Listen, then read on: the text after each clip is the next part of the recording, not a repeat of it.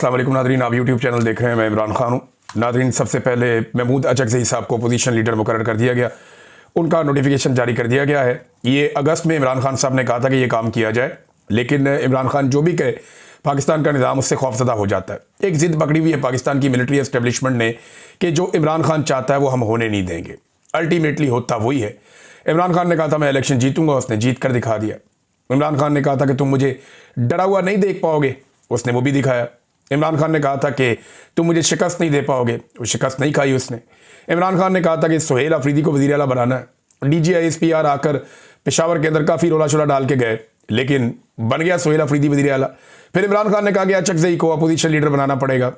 अब उन्हें बनाना पड़ रहा है, सारा कुछ करके देख लेते हैं, लेकिन अल्टीमेटली इमरान खान की बात माननी पड़ती है। और ये एक अवामी लीडर की ताकत होती है, ये उसका खुद पर और अपने लोगों पर भरोसा होता है। बहरहाल महमूद अचकज़ई साहब के सामने बहुत बड़े बड़े अहदाफ हैं, बहुत सारे काम हैं जो उन्हें करने पड़ेंगे। ख़ास तौर पे खारजी महाज के ऊपर पाकिस्तान ने जिस तरीके से एक चापलूसी का मुजाहरा किया है और अपने उसूली मौक़िफ़ जितने भी थे उन सबको छोड़ दिया है, और एक ऐसी स्टेट के तौर पे पाकिस्तान एक्ट कर रहा है आलमी सतह पे जो दूसरी स्टेट की प्रॉक्सी के तौर पे सामने आ रही है। मिसाल के तौर पे आप देखें ना कि अमेरिकन जो कहते हैं पाकिस्तानी कहते हैं जी बिल्कुल लब्बैक, जैसे आप कहें वैसे ही ठीक है। बल्कि बाद में जो खुफिया मालूमात मंजर आम पे आती हैं, या डोनाल्ड ट्रंप जब पोल खोलते हैं या मार्को रूबियो जब पोल खोलते हैं, तो पता चलता है कि फील्ड मार्शल ने और शहबाज शरीफ ने किस लेवल पे पाकिस्तानी मौक़िफ़ को लचक में नहीं लेकर आए, बल्कि बिल्कुल यू टर्न ही ले लिया पाकिस्तान के कौमी मौक़िफ़ के ऊपर, और पाकिस्तानी कौम को बताया भी नहीं, और यहां पे मौलवियों को मिलकर इस्लाम का मंजन भेज देते हैं।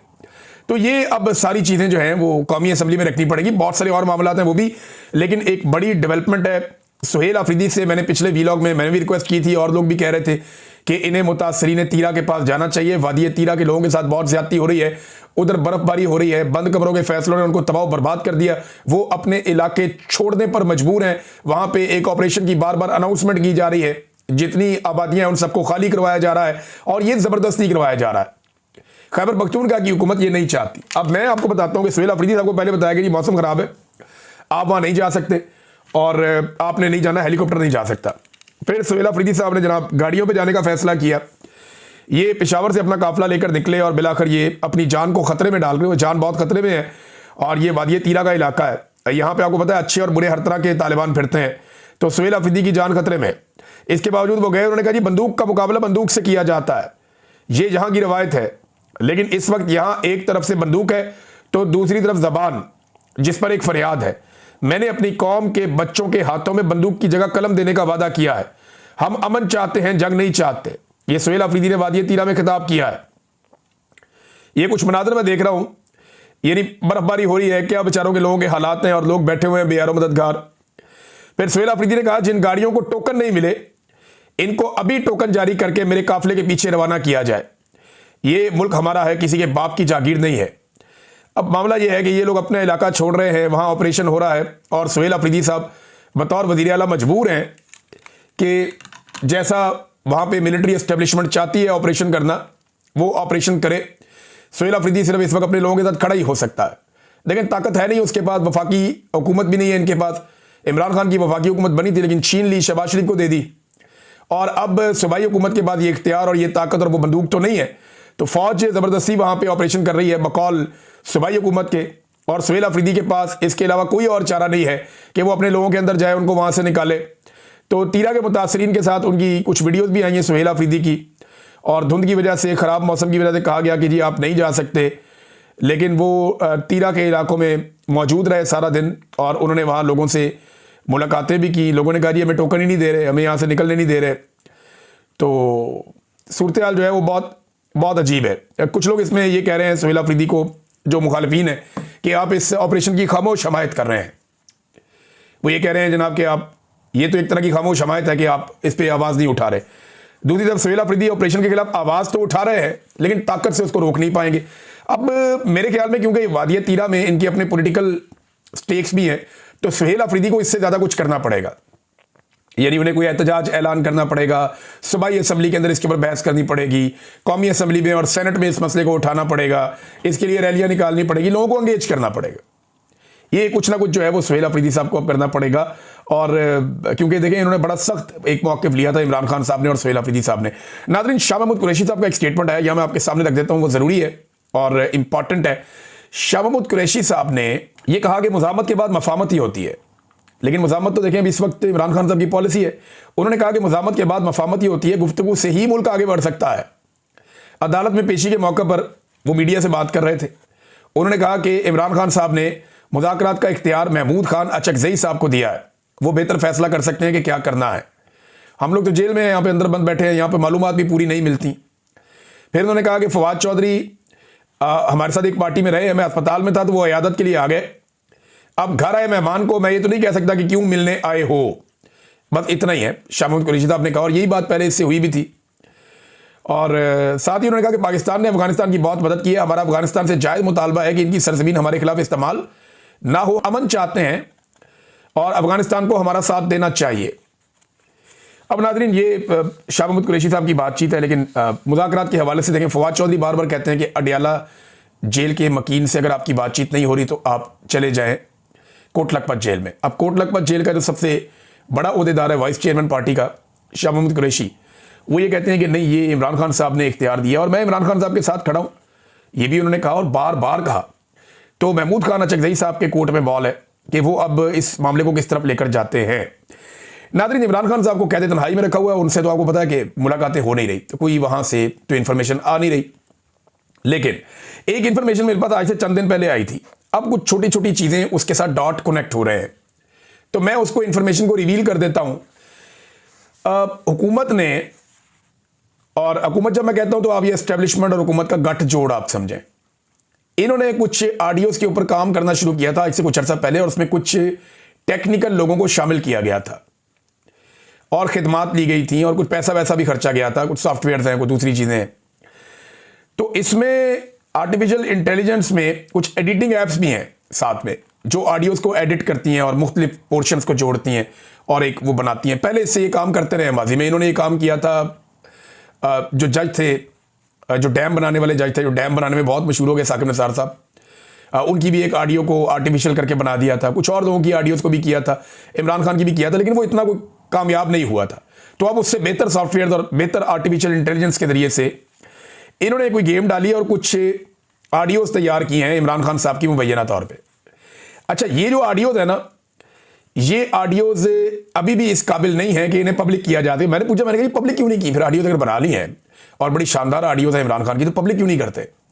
उन्होंने कहा जी ये पकड़ी जाएंगी, क्योंकि पाकिस्तान तहरीक इंसाफ के लोग जो हैं वो एक्सपर्ट हैं इस काम में और वो बहुत अच्छी तरह जानते हैं सॉफ्टवेयर्स को, आर्टिफिशियल इंटेलिजेंस को, तो वो पकड़ देंगे इसको। तो इसको अभी और वो उसके ऊपर काम कर रहे हैं। तो मैंने कहा फिर आप क्या करेंगे, पब्लिक कैसे करेंगे, कोर्ट में आप ले जा नहीं सकते किसी जगह पे। उन्होंने कहा जी कोर्ट का ये मामला नहीं है, मामला परसेप्शन का है। इमरान खान को कोर्ट में तो डालने की जरूरत ही नहीं है। मैं अपने सोर्स की बात बता रहा हूं, रिवील मैं नहीं कर सकता। उन्होंने कहा इमरान खान को कोर्ट में तो हराने की बात ही नहीं है, कोर्ट तो कंट्रोल में है, कोर्ट को तो जो कहेंगे वही कर देगा, कोर्ट को तो सबूत चाहिए नहीं इमरान खान को जेल में रखने के लिए, वो आप बेफिक्र हो जाए। असल में मामला यह है कि इमरान खान की परसेप्शन तोड़नी है, और ये ऑडियो अगर पब्लिक की जाएगी तो पब्लिक इसको उड़ा के रख देगी। तो फिर इस ऑडियो को खास लोगों को सुनवाया जा सकता है आने वाले दिनों में। अच्छा, इसी पे ना एक अजीबोगरीब दावा जो है वो मैं देख रहा था। अभी ये ऑडियो का क्या करते हैं, पब्लिक करते हैं, चंद लोगों को सुनवाते हैं। मुझे I don't have an idea, लेकिन मुझे ये पता चल गया था आज से कुछ दिन पहले कि इमरान खान साहब की ऑडियो के ऊपर कुछ लोग काम कर रहे हैं इस्लामाबाद में, और ये कार इस्लामाबाद में रहे, रावलपिंडी में नहीं, रावलपिंडी वाले शामिल हैं लेकिन इस्लामाबाद में कर रहे हैं। अब आ जाए जनाब के इंजीनियर साहब बात नहीं आ रहे। मैं हैरान हो जाता हूँ, एक आदमी इतना ढीठ कैसे हो सकता है, हद से ज़्यादा। इंजीनियर साहब को अल्लाह ताला ने इज्जत दी थी, अल्लाह ताला ने उन्हें एक लोगों में एक पहचान दे दी और एक ख़ास हवाले से दे दी, लेकिन इंजीनियर साहब दिन रात कोशिश कर रहे हैं कि जिस शाख पे वो बैठे उसको। मैंने पैगाम भी भेजा, कुछ और दोस्तों ने भी इंजीनियर साहब को कहा कि ये ना करें आप, इंजीनियर साहब आप फंस जाएंगे। अगर आपको इतना ही ज़ौम है अपनी सियासत पे, तो फिर आप एक काम करें, आप एक नया चैनल बनाएं सियासी, उस पर आप वीलॉग किया करें कि ये मेरा सियासी वीलॉग है। पता चल जाएगा आपको कितने लोग सुनते हैं। लोग आपको सिर्फ कंट्रोवर्सी के लिए सुनते हैं, लोग आपको सिर्फ चस्का लेने के लिए सुनते हैं, और आपके अंदर आपके पल्ले कुछ बचा नहीं है। अपनी वीडियोस की पुरानी के थंबनेल तो उठाकर देख लिया, आपको पता चल जाएगा। अब नाज़रीन एक नया इंटरव्यू दे दिया इन्होंने। राणा सनाउल्लाह साहब जनाब लोहे का आदमी है, बहुत मजबूत आदमी है, कमाल आदमी है, जेल में बंद था, जमीन पे सोता था, पसीने आते थे, पसीने बह के चक्कियों से बाहर बह जाते थे, जेलों में ये हो जाता था। लोग गवाहियां देते हैं, पीटीआई के लोग जनाब ये कह रहे हैं वो कह रहे हैं, एक देवता है राणा सनाउल्लाह, चुक दी गेम जनाब इंजीनियर मिर्जा साहब ने। पता नहीं राणा साहब से उन्हें क्या काम पड़ गया। अब राणा साहब ख्याल कीजिएगा, इंजीनियर साहब आपको कोई ना कोई आपको डस्ट डाल देनी है इन्होंने, मुझे तो ऐसे लगता है। बड़ी गेम उठाई है इंजीनियर साहब ने, राणा साहब की आउट ऑफ द वे जाके गेम उठाई है। ये कल को मरियम नवाज की भी गेम उठा देंगे, नवाज शरीफ भी उठा देंगे। मैं पहले दिन से जानता हूं कि ये नून लीग के कारकुन है। और ये करते क्या तरीका वारदात, ये थोड़ी सी तारीफ इमरान खान की, थोड़ा सा एस्टेब्लिशमेंट के खिलाफ बोले, जैसे ही माहौल बना वैसे ही कोई ना कोई खच मार दी, और ये हमेशा करते हैं। अब नाज़रीन ये देखें, इंजीनियर कहता है कि राणा बड़ा दलेर है, राणा खुद कहता है अपने मुंह से कि नहीं खान बड़ा दलेर है, और खान ये कहता है ये इंजीनियर है कौन, वो तो जानते नहीं इसको। सादी कहानी ये है, इंजीनियर जिसको दलेर साबित कर रहा है वो अपने मुंह से तस्लीम कर रहा है कि नहीं दलेर इमरान खान है। हम सोच भी नहीं सकते थे जैसी जेल उसने काटी है। लेकिन इंजीनियर भी किसी ऑडियो शाडियो की किस्से सुना रहे हैं कि जनाब दुआ करें वो बाहर ना आ जाएं। पहले जनाब अली कहता था कि मैं बात ही नहीं करना चाहता, वो सिर्फ क्रिकेट पे बात करता था। फिर एक दिन इसको खुशबू आ गई, इसने कही खुशबू आती थी। जरा चेक करें जाके एकेडमी में कैमरे किसके लगे हुए हैं और उनकी एक्सेस कहां पे है।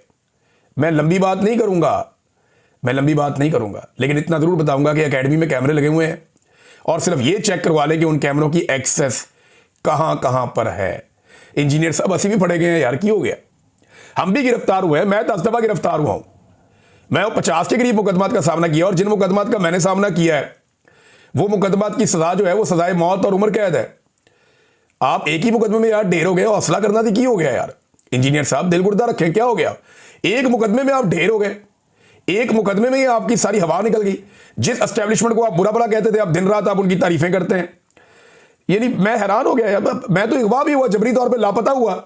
मेरे पास भी ऑप्शन था चुप कर जाता या मैं दूसरा मौकिफ ले लेता, लेकिन मैंने कहा नहीं, इंजीनियर साहब को अपने पैरों पे खड़े होना चाहिए था। मैं देखिए, मुझे बहुत लोग कहते थे कि ये आदमी जो जेलम की एकेडमी से बाहर नहीं आता, ये कितना बुज़दिल है, ये किसी का सामना नहीं कर सकता। इमरान साहब, इसने आपसे 3 दफा वादा किया कि ये मिलने आएगा, ये आपके घर तक मिलने नहीं आ सका, ये कितना बुज़दिल आदमी है, आपको नहीं समझ आ रही। मैंने कहा नहीं यार, वो मजबूरी हो सकती है। नहीं, आपकी भी तो मजबूरी है, आपका सिक्योरिटी इशू है, आपको तालिबान से भी खतरा था, आपको जो है वो अभी मिलिट्री एस्टेब्लिशमेंट से भी आपको खतरा है। अरशद शरीफ को शहीद कर दिया, इसके बावजूद आप पूरा पाकिस्तान घूमते हैं, आते जाते हैं, सब करते हैं।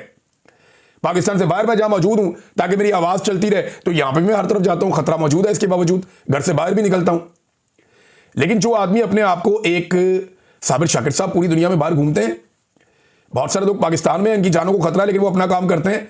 लेकिन इंजीनियर साहब जो है वो एकेडमी से बाहर कदम नहीं रखते। जब बात करो जी मेरी सिक्योरिटी, तो लोग कहते थे कि ये बुज़दिल है, मैं मानता नहीं था। लेकिन ये जो अभी इन्होंने काम किया ना, सिर्फ 3 महीने की गिरफ्तारी के बाद ऐसी इंजीनियर साहब ने टेरी टा दी थी, पकड़ के खड़े ही नहीं हुए 2 मिनट के लिए भी। चलो कोई नहीं। अब नाज़रीन एक और खबर है, और ये खबर पाकिस्तान की मईशत के हवाले से, और ये आसिम मुनीर साहब के करीबी ताल्लुक वाले लोग हैं। देखिए, जिनको आसिम मुनीर साहब ने रखा था सबको निगरान हुकूमतों में, वो आसिम मुनीर साहब के अपने लोग थे। चाहे वो मोहसिन नकवी है, अनवारुल हक काकड़ है, चाहे वो निगरान काबीना है, चाहे वो निगरान वुज़रा है, वफाकी या सूबाई, ये सारे उनके अपने लोग थे। अब ये एसएम तनवीर साहब जो है, ये ताजर रहनुमा है, साबिक निगरान वजीर है। अब ये भी आसिम मुनीर साहब के, क्योंकि देखें ना, मोहसिन नकवी की काबीना में कोई आसिम मुनीर साहब का दुश्मन तो रह नहीं सकता, तो ये भी उनके करीबी लोगों में से है, या उनके ताल्लुकदारों में से है। अब ये उनका अपना बंदा क्या कह रहा है कि छोटी सनतें कबाड़ बन गई हैं पाकिस्तान में, छोटी सनतें पाकिस्तान में कबाड़ बन गई हैं। रियल स्टेट सेक्टर मुकम्मल ढेर हो चुका है। Cement, steel, glass, aluminium, cable, paint, tiles, pipe, furniture की सनतें तबाह हो चुकी हैं, ये उन्होंने कहा। उन्होंने मजीद कहा कि माशी इस्तेहकाम करते करते मईशत खत्म कर दी गई है। टेक्सटाइल के 145 यूनिट्स बंद हो गए हैं। रियल स्टेट का बिजनेस खत्म होने से 40 से ज्यादा सनतें खत्म हो रही हैं। फिर उन्होंने एक और बात कही, उन्होंने कहा जी 3-3 नस्लें लग जाती है इंडस्ट्री खड़ी करने में। वो इंडस्ट्री जो हमने बड़ी मुश्किलों से खड़ी की थी, वो दिनों के अंदर कब्रिस्तान बन गई। टेक्सटाइल इंडस्ट्री बर्बाद हो गई है। रियल स्टेट इंडस्ट्री इस वक्त वेंटिलेटर पे है। सीमेंट बनाने वाले, टाइल बनाने वाले, स्टील, पेंट, फर्नीचर इंडस्ट्री तमाम बंद हो रही है। खुदारा कुछ रहम करें। और यह पाकिस्तान के साथ हुआ रजीम चेंज ऑपरेशन के बाद। अच्छा, वो शहबाज शरीफ जो हमेशा एक बात कहता था कि पेट्रोल 70 रुपए लीटर का बेचूंगा, शहबाज शरीफ ये कहता था कि इमरान खान की हुकूमत गिरा दें, मैं आकर पेट्रोल 70 रुपए लीटर बेचूंगा। यह शहबाज शरीफ का दावा था कि इमरान खान 70 रुपए लीटर का पेट्रोल क्यों नहीं बेचता, उसे बेचना चाहिए 70 रुपए लीटर का पेट्रोल। यह शहबाज शरीफ दावा करता था, बार बार कहता था। फिर इन्होंने बड़े एहतजाज किए, फिर रजीम चेंज ऑपरेशन मुकम्मल किया। इमरान खान ने बार बार मना किया उस वक्त बाजुआ को कि यह ना करो, मईशत बड़ी मुश्किल से खड़ी हुई है, बर्बाद हो जाएगी। हम ग्रोथ कर रहे हैं 6% से, 6% से, और हम आगे बढ़ रहे हैं, हमें पीछे मत धकेलो, ये मत करना तजुर्बा उन्होंने कर दिया। और अब हुकूमत ने आज से पेट्रोलियम लेवी पर फी यूनिट 4.65 रुपए इजाफी पेट्रोलियम लेवी आयद कर दी है।